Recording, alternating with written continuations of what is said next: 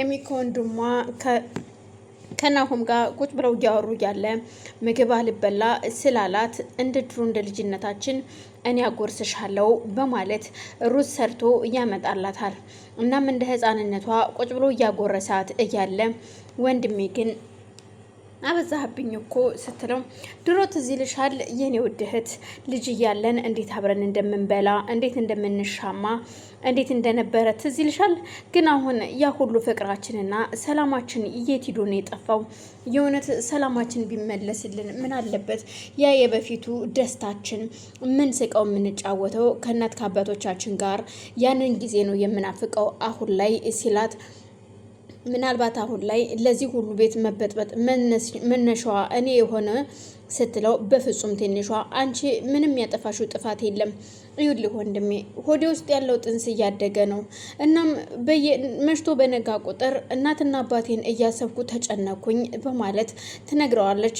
እናም ምን ማድረግ እንዳለብኝ አላቅም ስትለው ይኸውልሽ ትንሿ ምንም እንዳትጨነቂ ትንሽ ጊዜ ብቻ ታገሽኝ፣ ይሄ ሰርጋችን ይለፍና ከዛም በኋላ ሁሉንም ነገር እኔ አስረዳቸዋለሁ፣ እኔ ነግራቸዋለሁ ስትለው ደግሞ ማን የምትይው ስምሽን ስሙን ስትወልጅ ልጅሽን ወንድ ከሆነ በማለት ይጠይቃታል።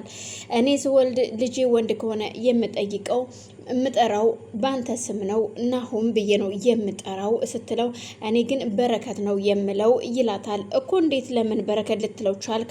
ምክንያቱም በረከት የምለው እንዴት መሰለሽ እኛ ቤት ውስጥ አሁን እየመጣ የልጅ ልጅ በረከት ነው።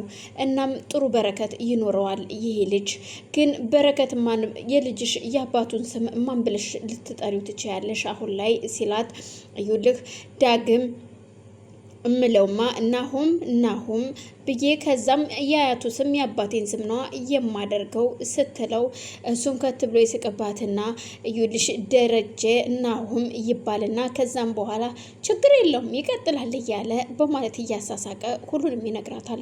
ኤሚም ደስ ብሏት ግን ወንድሜ የእውነት አሁን እናትና አባቴ ማርገዜን ስሽ ስትነግሯቸው አምነው ይቀበሉ ልበል፣ ግን ደግሞ ከኤርሚያስ እንዳረገዝኩኝ ቢሰሙ ምን እንደሚሉ ግን አስበኸዋል ስትለው እርግጥ ልክ ነሽ፣ እሱ ነገር ትንሽ እያስፈራል። ለኔም የሚያስጨንቀኝ እሱ ነው ከዳግም መሆኑ። ምክንያቱም ይኸውልሽ ኤርሚያስ ለቤተሰቦቻችን መጥፎ ሰው ነው፣ ከሱ ልጅ መወለዱን አይፈልጉም። ግን ደግሞ ምንም ችግር የለውም በሆነ መንገድ አድርገን እናሳምናቸዋለን ይላታል።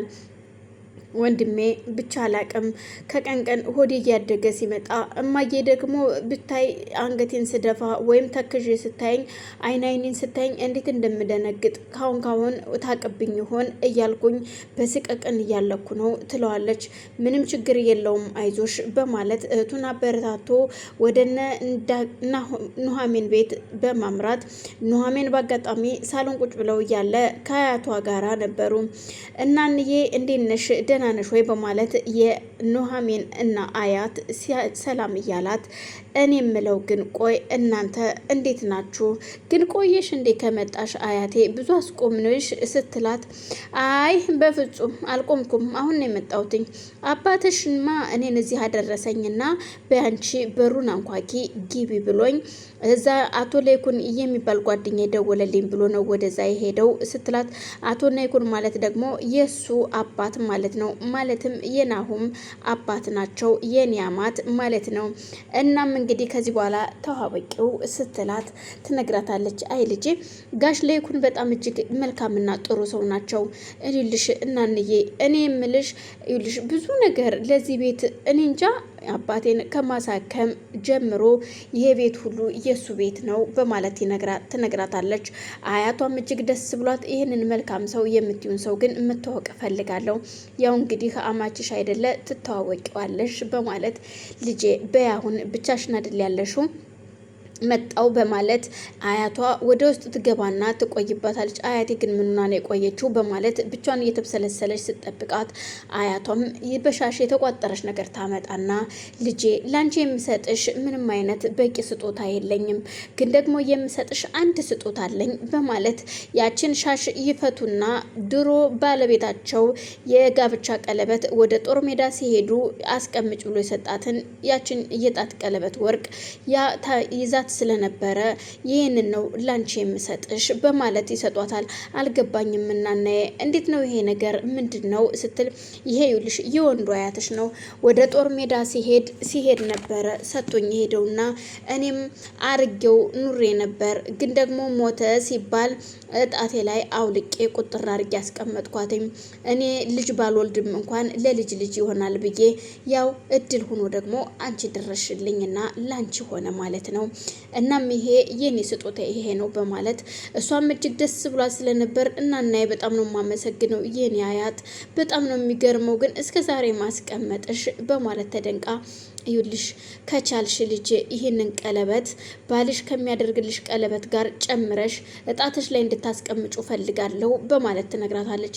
እናና እንደውም ሌላ ቀለበት አያስፈልገኝም እኔ የማገባው ራሱ በዚህ ቀለበት ነው በማለት አያቷን ታስደምማታለች። በቃ አያቴ በጣም ነው የማመሰግነው ስትል በአጋጣሚ ሀምራን ወደ እነ ዳግም ቤት ትሄዳለች። እነ ዳግም ቤት የሄደችው ወይዘሮ ዝናሽን ይቅርታ እና ደግሞም ያለ ችግር ካለ እሱንም ለማውራት ትሄዳለች። ስትሄድ ዝም ብላ በር ከፍታ ስለገባሽ ዝናሽ ሳሎን ነበረች።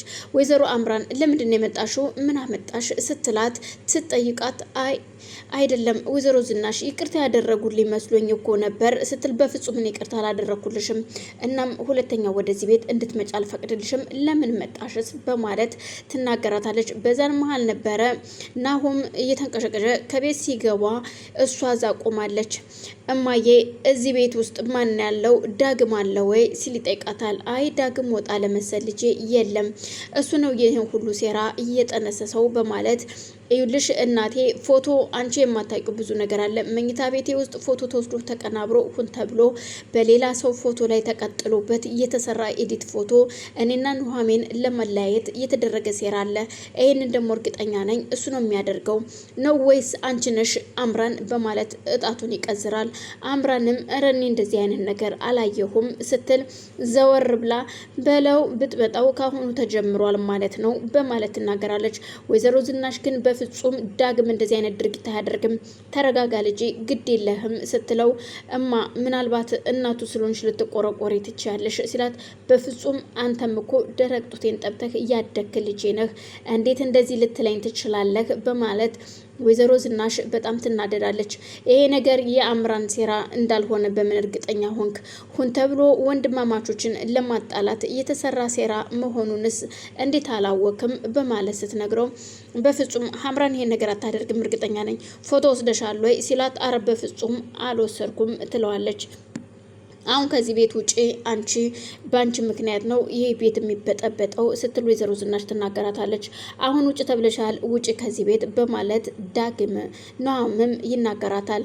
አምራንም እየተሽኮረመመች እየሳቀችም ትታው ስትወጣ ይኸውልህ ልጄ ንገርህ እውነቴን ነው ዳግም እንደዚህ አይነት ነገር አያደርግም እመነኝ። ግን ደግሞ እኔ እጠይቀዋለሁ ግን ይሄን ነገር እሱ ያደርጋል ብዬ አላስብም። ይሄ ነገር ምናልባት የእሷ ሴራ ሊሆን ይችላል እመነኝ በማለት ተነግረዋለች። እሱም አላቅም እማዬ ምናልባት ኑሐሚን ስለሚፈልጋት አድርጎትም ሊሆን ይችላል ብቻ እኔ እርግጠኛ አይደለሁም እማ በማለት እናቱን ለማሳመን ቢሞክርም አይ ልጄ የእናንተን ደስታ የማይፈልጉ ብዙ ሰዎች አሉ፣ ስለዚህ ይሄ ሁሉ የእሷ ሴራ ሊሆን ይችላል በማለት በቃ እሺ ለማንኛውም እማዬ ችግር የለውም ተረጋጊ ብሏት ጥሏት ይሄዳል። ዳግም ናሆም የሄደው ወደ ኑሐሚን ጋር ነበር። ኑሐሚን የነገረቻትን ይዛ ስለነበረ እዩልህ አዳምጠኝ፣ ይሄ የእሷ ሴራ ሊሆን ይችላል ምክንያቱም አንተና ዳግምን በድጋሚ ለማጣላት የተሰራ ሴራ ነው። ስለኔ ግን በፎቶሾፑ አላመንኩበትም። ፎቶሾፕ እንደሆነ በደንብ ያስታውቃል። ግን ደግሞ ይሄን ነገር ያደረገችው እርግጠኛ ነኝ አምራን ነች ትለዋለች። የእውነትሽን ነው ግን ስለ ፎቶ መጀመሪያ እንድትነግረኝ ይፈልጋለሁ። እናም ሐዋሳ ያለው ሆቴላቸው እያሉ በሆነ ጊዜ እዛ ይሰራ ስለነበር በጣም የሚወዳት ልጅ ነበረች። ግን ልጅቷ ግን ደግሞ እንደ አምራን አይነት ነበረች። በጣም ሲበዛ ገንዘብ ወዳጅ ሀብትና ንብረትን እንጂ ፍቅር አያታልላትም። እና ከእሷ ጋር በፍቅር ከንፎ ስለነበር እሷ ጋር የተነሳው ፎቶ እንደነበረ ይነግራታል። ግን ደግሞ ልጅቷ መጨረሻ ላይ እሱ እየወደዳት እያለ የውጭ ዜጋ በአጋጣሚ ስታገኝ አግብታ እንደሄደች ሲሰማ በዛን ሰዓት ነበር ሴት ልጅ አልቀርብም ብዬ ያቆምኩት ይላታል። እሷም እጅግ ተደንቃ ስለነበር